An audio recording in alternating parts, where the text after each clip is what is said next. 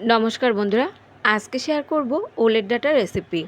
ওলের ডাঁটা এইভাবে রান্না করলে আঙুল চেটেপুটে ভাত খাবে সবাই। তো চলুন শুরু করা যাক আজকের এই রেসিপি। তো আজকের এই রেসিপির জন্য আমি এখানে 500 গ্রামের মতো ওলের ডাঁটা দিয়ে রেসিপিটি তৈরি করছি। আপনারা যে পরিমাণ রান্না করতে চান সেই পরিমাণ ওলের ডাঁটা এখানে নিয়ে নেবেন। এখন এই ডাঁটা থেকে পাতাগুলোকে আমরা আলাদা করে নেব। তবে এই পাতাগুলো কিন্তু আমরা ফেলে দেব না বন্ধুরা। ওলের ডাঁটার এই পাতা দিয়ে আপনারা আলাদা করে শাক রান্নাও করতে পারেন, আবার চাইলে কিন্তু বড়াও ভেজে নিতে পারেন। পাতার এই বড়াগুলো খেতেও কিন্তু দারুণ লাগে। এখন এই ডাঁটাগুলো থেকে উপরের এই খোসাটাকে আমাদের এভাবে ছাড়িয়ে নিতে হবে। আমি ছুরি দিয়ে কাজটা করে নিচ্ছি, আপনারা চাইলে বটি দিয়েও করে নিতে পারেন। আর খুবই সোজা, দেখুন সামান্য একটু এভাবে ছুরি দিয়ে টান দিলেই কিন্তু পুরো খোসাটাই উঠে আসবে। আর ওলের ডাঁটা যেভাবে আজকে রান্না করব বন্ধুরা, এতে কিন্তু গাল চুলকাবে না। আর যারা ওলের ডাঁটা খেতে পছন্দ করে না তাদের একবার এইভাবে রান্না করে দেবেন, তারাও দেখবেন আঙুল চেটেপুটে খাবে। খেতে কিন্তু দুর্দান্ত হয়। খোসাগুলো ছাড়িয়ে নেবার পর এখন এই ওলের ডাঁটাগুলো আমরা কেটে নেব। এখানে দেখুন একটা ডাঁটাকে আমি একটু লম্বা লম্বা রেখে 3 টুকরো করে কেটে নিচ্ছি। 3 টুকরো করে কেটে নেবার পর এবার প্রতিটা টুকরো আমি 4 ভাগে ভাগ করে নেব। আপনারা চাইলে কিন্তু আপনাদের পছন্দ মতো শেপেও এখানে ওলের ডাঁটাগুলো কেটে নিতে পারেন। তো সমস্ত ওলের ডাঁটা আমি কেটে নেবার পর অন্য একটা পাত্রে তুলে নিচ্ছি। এখন আমরা চলে যাব রান্নার দিকে। একটা কড়াইতে এখানে আমি নিয়ে নিচ্ছি 2 চামচ মতো সর্ষের তেল। তেলটা বেশ ভালোভাবে গরম হয়ে যাবার পর এখন কেটে রাখা ওলের ডাঁটা দিয়ে হাই হিটে রেখে ওলের ডাঁটা কিছুক্ষণ আমাদের ভেজে নিতে হবে। এর মধ্যে দিয়ে দিচ্ছি আমি সামান্য একটু লবণ আর সামান্য একটু হলুদ গুঁড়ো। এখন হাই হিটে রেখে ওলের ডাঁটা আমাদের ভেজে নিতে হবে অন্তত 3 থেকে 4 মিনিটের মতো।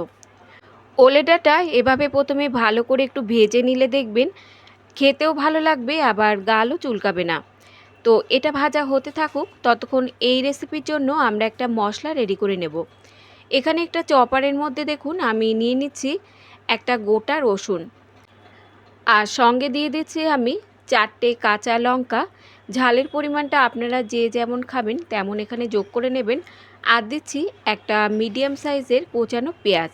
পেঁয়াজটাকে ঠিক এরকম একটু ছোট ছোট টুকরো করে কেটে নিয়ে তারপর চপ করে নিতে হবে। তবে যদি চপার না থাকে বন্ধুরা, আপনারা শিলপাটাতেও কিন্তু মশলা থেতো করে নিতে পারেন। এই মশলাটা কিন্তু এরকম একটু দানা দানা থাকবে, তবেই রেসিপিটি খেতে ভালো লাগবে। এখন মশলাটা চপ করে নেবার পর আমি আপনাদের খুলে দেখাচ্ছি, দেখুন ঠিক এরকম একটু দানা দানা থাকবে, তাহলেই কিন্তু রেসিপিটি তৈরি করার পর খেতে ভালো লাগবে। তো মশলাটা আমাদের একদমই রেডি। ওদিকে ওলডাটাও কিন্তু বেশ ভাজা ভাজা হয়ে গেছে। এখন এই ওলডাটার মধ্যে আমরা এই চপ করে রাখা মশলাটা যোগ করে দেব। আর এই মশলা দিয়ে কিন্তু আমাদের আরও 4 থেকে 5 মিনিটের মতো ওলের ডাঁটা ভেজে নিতে হবে। এখন আমি দিয়ে দিচ্ছি মশলাটাকে প্রথমে 1 মিনিটের মতো আমাদের ভাজা করে নিতে হবে। মিনিট খানেকের মতো ভেজে নেবার পর এখন এর মধ্যে আমি যোগ করে দেব স্বাদ মতো লবণ, আর দিচ্ছি এখানে হাফ চামচ মতো হলুদ গুঁড়ো। প্রথমে কিন্তু আমি খুব সামান্য হলুদ আর লবণ যোগ করেছিলাম, তো এখন আমি পরিমাণ মতো লবণ আর হলুদ যোগ করে দিচ্ছি। এখন লো টু মিডিয়াম হিটে রেখে আমাদের আরও 4 থেকে 5 মিনিটের মতো বেশ ভালো করে ভেজে নিতে হবে, যতক্ষণ না এই রসুন পেঁয়াজ আর কাঁচা লঙ্কার কাঁচা গন্ধটা চলে যাচ্ছে আর বেশ একটু লালচে হয়ে ভাজা ভাজা হয়ে যাচ্ছে, ততক্ষণ পর্যন্ত আমাদের ভেজে নিতে হবে। আর তার সঙ্গে কিন্তু ডাঁটাও আরও একটু ভাজা ভাজা হয়ে যাবে। তো দেখতেই পাচ্ছেন বেশ একটু ভাজা ভাজা করে নেবার পর এখন আমি এর মধ্যে যোগ করে দিচ্ছি 1 বাটি মতো জল। এই জলটা দিয়ে লো টু মিডিয়াম হিটে রেখে 4 থেকে 5 মিনিটের মতো ডাঁটা আমাদের রান্না করে নিতে হবে। এতে দেখবেন ডাঁটাগুলো বেশ নরম হয়ে যাবে আর খেতেও ভালো লাগবে। এখন ঢাকা দিয়ে রেখে দেবো আমি 4 থেকে 5 মিনিটের মতো।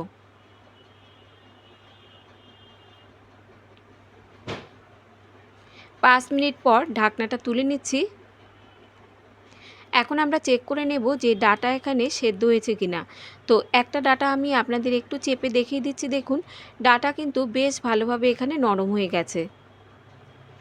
এখন এই ডাটা আমি নামিয়ে রেখে দেব। আর কড়াইটা ভালোভাবে পরিষ্কার করে নিয়ে এই কড়াইতেই আমি দিয়ে দিচ্ছি আরও 2 চামচ মতো সর্ষের তেল। তেল ভালোভাবে গরম হলে ফোড়নে দিয়ে দিচ্ছি হাফ চামচ মতো রাঁধুনি। ফোড়ন একটু ভেজে নেবার পর এর মধ্যে যোগ করে দিচ্ছি আমি কয়েকটা চিংড়ি মাছ। বন্ধুরা, মাছের পরিমাণটা আপনারা যে যেমন খাবেন তেমন এখানে যোগ করে নেবেন। আমি এখানে ডাটার পরিমাণ অনুযায়ী একটু বড় সাইজের 7 থেকে 8টা চিংড়ি মাছ এখানে যোগ করে দিলাম। এখন লো টু মিডিয়াম হিটে রেখে 1 থেকে 1.5 মিনিটের মতো চিংড়ি মাছগুলোকে ভেজে নিতে হবে। আর এই চিংড়ি মাছ বন্ধুরা খুব বেশি কিন্তু ভাজা যাবে না। খুব বেশি ভাজলে কিন্তু রান্নার পর শক্ত হয়ে যাবে আর খেতে ভালো লাগবে না। উল্টে পাল্টে দিয়ে আমি মাত্র 1 থেকে 1.5 মিনিটের মতো ভেজে নেবার পর এবার যোগ করে দিচ্ছি ওলের ডাঁটা। ওলের ডাঁটা দিয়ে মাত্র 4 থেকে 5 মিনিটের মতো রান্না করলেই কিন্তু রেডি হয়ে যাবে ওলের ডাঁটার এই রেসিপি। আঙুল চেটে খাওয়ার মতো স্বাদ হবে, একবার এভাবে বানিয়ে দেখুন। তো চিংড়ি মাছ দিয়ে আমাদের 4 থেকে 5 মিনিটের মতো রান্না করে নিতে হবে, যাতে চিংড়ি মাছগুলো খুব ভালোভাবে সেদ্ধ হয়ে যায়। ঝোল ফুটে ওঠার পর একদম লো হিটে রেখে আমরা 5 মিনিটের মতো রান্না করে নেব। তো ঢাকা দিয়ে রেখে দিচ্ছি আমি 5 মিনিটের মতো। ফিরে আসছি 5 মিনিট পর। ঢাকনাটা তুলে নিচ্ছি। এখন এর মধ্যে যোগ করে দেব সামান্য একটু চিনি। একটু চিনি দিলে দেখবেন স্বাদের ব্যালেন্স হবে আর খেতেও ভালো লাগবে। রান্নার পর কিন্তু এতে ঝোল থাকবে না, রেসিপিটা একদমই মাখা মাখা হবে। তো চিনিটা খুব ভালোভাবে মিশিয়ে নেবার পর নামানোর আগে এর মধ্যে যোগ করে দেব সামান্য একটু গরম মশলার গুঁড়ো। গরম মশলার গুঁড়োটা মিশিয়ে নিলেই কিন্তু রেডি আমাদের এই দারুণ স্বাদের ওলের ডাঁটার রেসিপি। একবার অন্তত বাড়িতে বানিয়ে দেখুন বন্ধুরা, যে খায় না সেও কিন্তু চেয়ে চেয়ে খাবে। এখন এই গরম মশলার গুঁড়োটা ভালোভাবে মিশিয়ে নিয়ে কিছুক্ষণ ঢাকা দিয়ে রেখে দেব, তারপর সার্ভ করে নেব।